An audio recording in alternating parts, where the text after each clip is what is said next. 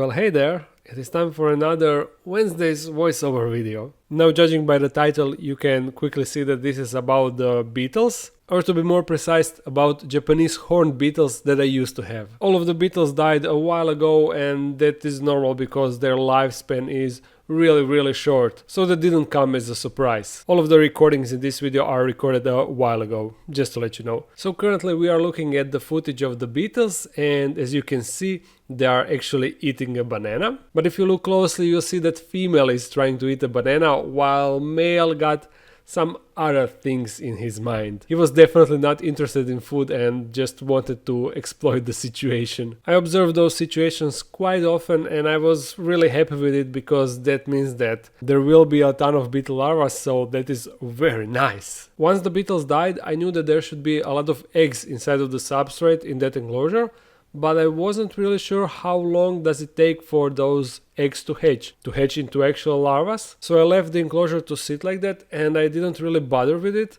but I knew that eventually I need to go to the forest to get the rotten white wood, because that is the stuff that you need to mix with your substrate with dried leaves and stuff. That is what larvae eat, and none of it was present in the current substrate, so I knew that I need to get it and make new substrate and put all the larvae inside of that new substrate with the rotting wood. So in the forest I found the perfect spot with that rotting white wood. You see, the type of wood that you are looking for is the one that is like soft and you can easily break it with your hands. Sometimes it is really hard to find it, but that's the stuff that you need. So I collected a lot of wood and I was ready to take out all the larvae from the old substrate. So I carefully started removing all the stuff out of the enclosure, checking if there are any larvae under the rocks, under the cork barks, but unfortunately there weren't any. So of course after that I started to slowly dig through the dirt in search for larvae, and quickly after that I stumbled across very first larva. So yeah, great success, they in fact did produce, and I was curious to see how many larvae will I be able to find. At least I thought so at that very moment. I slowly went through every single part of that enclosure, I mean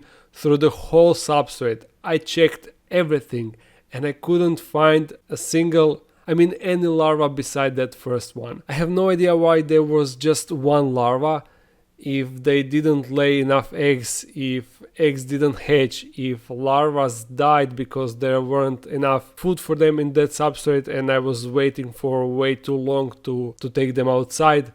I really don't know, but unfortunately we only have one single beetle, the one single beetle larva. But it is what it is. I mean, it's better to have at least one than zero, right? So I made the enclosure. I took the empty box, I put some substrate inside, I added that white wood, I added some leaf litter, and that's basically all that it needs. And since this little guy is the only one that I have left, the only one that survived, I decided to name it Nemo because I think it's really suitable. So we will follow his growth and hopefully one day he will become one beautiful beetle. Fingers crossed, right? See you on the Friday. Bye.